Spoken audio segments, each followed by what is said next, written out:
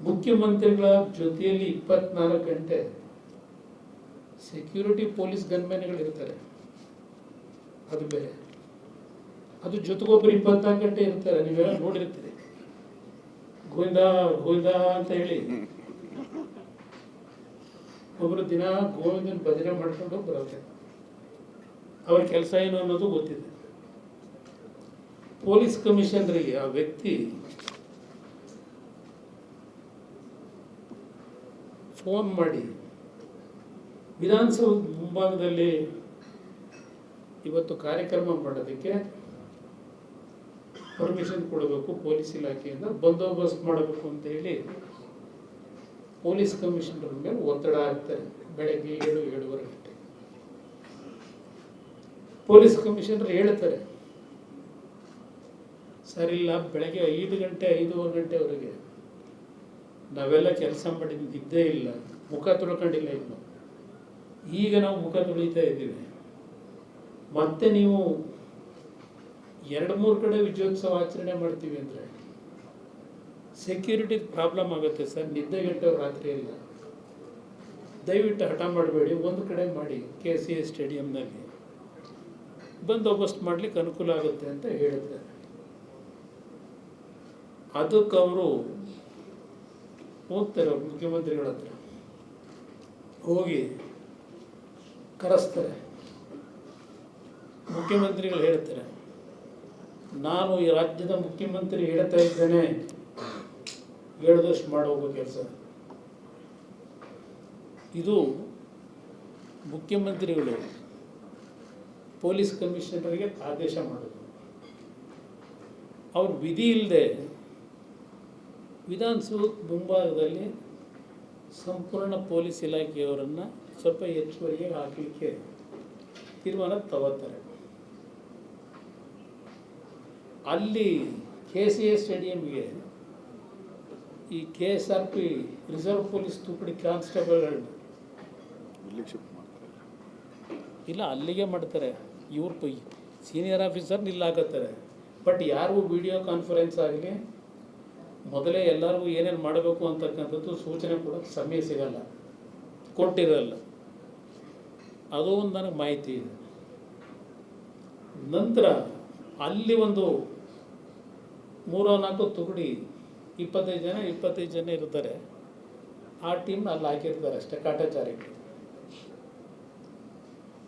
ಇದು ವಿಧಾನಸೌಧ ಮುಂಭಾಗದಲ್ಲಿ ಕಾರ್ಯಕ್ರಮ ಮಾಡ್ತಕ್ಕಂಥದ್ದು ಮುಖ್ಯಮಂತ್ರಿಗಳು ಅಲ್ಲೇ ಆಗಬೇಕು. ನಾನು KCA ಸ್ಟೇಡಿಯಂಗೆ ಯಾವುದೋ ಕುಡ್ಕೋರ ಹೊಡೆತನದಲ್ಲಿರೋದು, ಅದಕ್ಕೆ ನಾನು ಅಲ್ಲೋಗ್ಬೇಕೇನೆ. ಇಲ್ಲಿ ಆ ಕುಡಿತದ ದುಡ್ಡಿಂದಲೇ ಇವತ್ತು ಸರ್ಕಾರ ನಡೀತಿರೋದು. ಇಲ್ಲಿ ಹೇಳ್ತಾರೆ ಇವರಿಗೆ ಕಮಿಷನರಿಗೆ,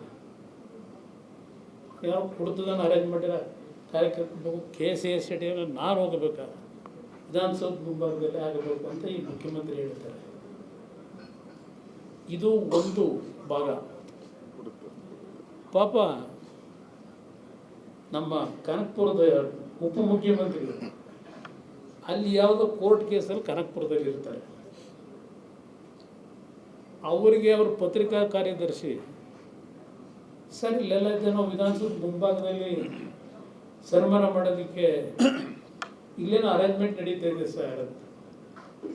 ಆಗ ನನ್ನ ಗಮನಕ್ಕೆ ಬರದೆ ಯಾರು ತೀರ್ಮಾನ ಮಾಡೋರೆ ಗೊತ್ತಿನಿರು ಅಂತೇಳಿ ಪಾಪ ಅಲ್ಲಿ ಕೋರ್ಟ್ ಅಲ್ಲಿಂದ ಅವ್ರ ಪಟಾಲನ್ನು ಕರ್ಕೊಂಡು ಸ್ವಲ್ಪ ಜನನ್ನ ನೇರವಾಗಿ ವಿಧಾನಸೌಧಕ್ಕೆ ಹೋದರು. ಸಾರಿ HAL ಏರ್ಪೋರ್ಟ್ಗೆ. HALಗೆ ಹೋಗಿ ಅಲ್ಲಿ ಅವರಿಗೆ ಸನ್ಮಾನ. ಅದೆಂಥದ ನಮ್ಮ RCB ಫ್ಲ್ಯಾಗ್ ಒಂದು, ಇನ್ನೊಂದು ನಮ್ಮ ಕನ್ನಡ ಫ್ಲ್ಯಾಗ್. ಇವ್ರ ಕತ್ತಲ್ಲಿ ಕನ್ನಡದ್ದು ಫ್ಲ್ಯಾಗ್ ಇಲ್ಲ, ಇಂಪೋರ್ಟೆಡ್ ಅದು ಎಂಥದ್ದು ಹಾಕತ್ತಾರೆ ಈಗ ಸ್ಟೈಲಾಗಿ ಶಾಲ್ನ. ಕನ್ನಡ ಶಾಲ್ ಇವ್ರು ಹಾಕಿರಲ್ಲ.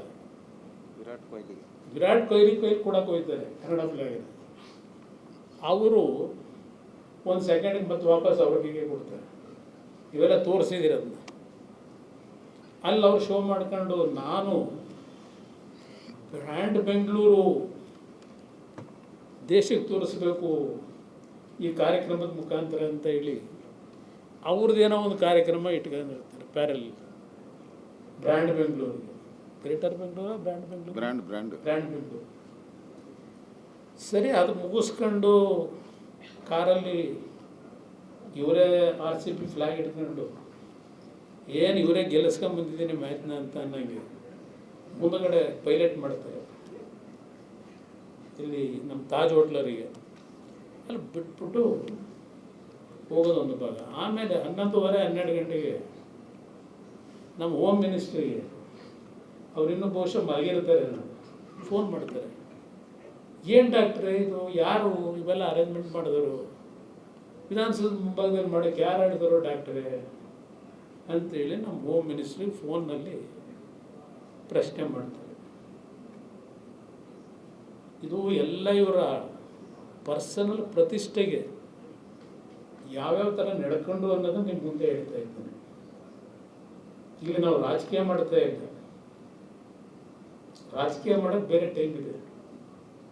ಇವತ್ತು 11 ಜನ ಬಲಿ ತಗೊಂಡ್ರಲ್ಲ, ನಿಮಗೇನಾದರೂ ಮನುಷ್ಯತ್ವ ಇದ್ದರೆ, ಮಾನವೀಯತೆ ಇದ್ದರೆ, ಕಿಂಚಿತ್ತು ನಿಮಗೆ ದುಃಖ ಆಯ್ತಾ?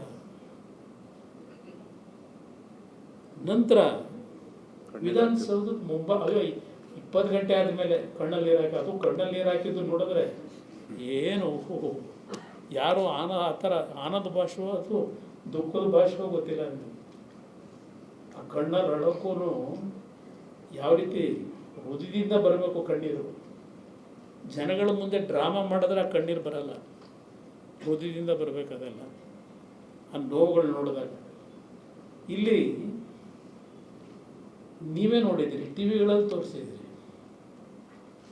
ಇವ್ರಿಗೆ ಸನ್ಮಾನ ಮಾಡೋಕ್ಕೆ ಪಾಪ ಕರೆಸಿ ಅವ್ರ ಮೇಲೆ ಯಾವುದೋ ಒಂದು ಮೂಲಿಗೆ ತಳ್ತಿದೆ ನಿಮ್ಮ ಆಟಗಾರರನ್ನ.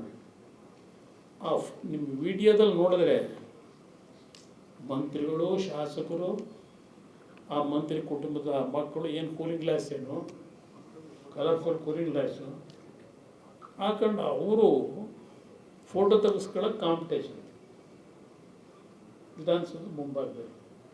ಹೋಗಿ ಆ ಸನ್ಮಾನ ಮಾಡ್ತೀವಿ ಅಂತೇಳಿ ಪಾಪ ಕರೆಸ್ಕೊಂಡ್ರಲ್ಲ ನಮ್ಮ ಮುಖ್ಯಮಂತ್ರಿಗಳು, ನಮ್ಮ ವಿಜಯ ಹೇಳಿದ್ರಲ್ಲ, ಇವರೇ ಒಂದು ಟ್ವೀಟ್ ಮಾಡಿ ಸರ್ಕಾರದಿಂದ ನಾವು ದೊಡ್ಡ ಮಟ್ಟದ ಸನ್ಮಾನ ಮಾಡ್ತಾ ಇದ್ವಿ, ಅಭಿಮಾನಿಗಳು ದೊಡ್ಡ ಸಂಖ್ಯೆಯಲ್ಲಿ ಸೇರಬೇಕು ಅಂತೇಳಿ ಇವರೇ ಟ್ವೀಟ್ ಮಾಡಿ ಜನಗಳಿಗೆ ಆಹ್ವಾನ ಕೊಟ್ಟು ಜನಗಳಿಗೆ ಪ್ರಾಣ ತೆಗೆದು ಲಾಠಿ ಚಾರ್ಜ್ ಮಾಡ್ಸೋಕೆ ಕರೆಸಿದ್ದು ನೀವು ಅವ್ರನ್ನ, ಜನಗಳನ್ನ, ಅಭಿಮಾನಿಗಳನ್ನ.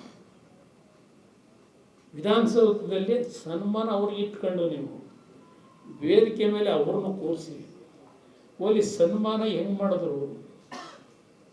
ಅಲ್ಲಿ ಶಾಲು ಇಲ್ಲ, ನಮ್ಮ ಮೈಸೂರು ಪೇಟೆಗೂ ಇಲ್ಲ, ಪಾಪ ಅವ್ರನ್ನೆಲ್ಲ ಕೂರಿಸ್ಕೊಂಡವ್ರೆ.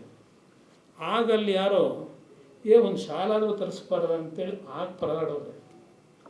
ಎಂಥ ಶಾಲೆ ಓದಿಸಿದ್ರು? ನಮ್ಮ ಮದುವೆ ಮನೇಲಿ ಹಾಕತ್ತೀವಲ್ಲ ನಾವು, ರೇಷ್ಮೆದು ಕಾಟನ್ದು ಹಾಕ್ತೀವಿ, ಎಲ್ಲ ತಂದು ಬೇಕಾಬಿಟ್ಟಿವಿ, ಅದು ಹಾಕಿದ್ರು. ಆಮೇಲೆ ಅದೆಂದು 50 ರೂಪಾಯಿನೋ ಇವನು ಆಗ ಸಡನ್ನಾಗಿ ಇವರು ಪಾಪ ನಮ್ಮ ಒಲಿಂಪಿಕ್ ಗೇಮ್ನ ಚೇರ್ಮನ್ ಅಧ್ಯಕ್ಷರು, ನಾನು ಏಲಕ್ಕಿಯಾರ ಹೇಳಿದ್ದು ಏಲಕ್ಕಿಯಾರ ತರಲಿಲ್ವ ಅಂತ ಅವರಂತಾರಲ್ಲಿ. ಅನ್ಯಾರ ಇಲ್ಲ ಗಂಧಾರ ತಂದಿದ್ದೀವಿ ಅಂತ. ಇದು ಅಲ್ಲಿ ನಡೆದಿರೋ ಘಟನೆ ನಿಮ್ಮ ಮುಂದೆ ಹೇಳ್ತೀನಿ, ಹೆಂಗೆ ನಡ್ಕೊಂಡ್ರು ಪಾಪ ಅವ್ರಿಗೆ ಯಾವ ರೀತಿ ಸನ್ಮಾನ ಮಾಡಿದ್ರು. ಅವಮಾನ ಆಗೋದು.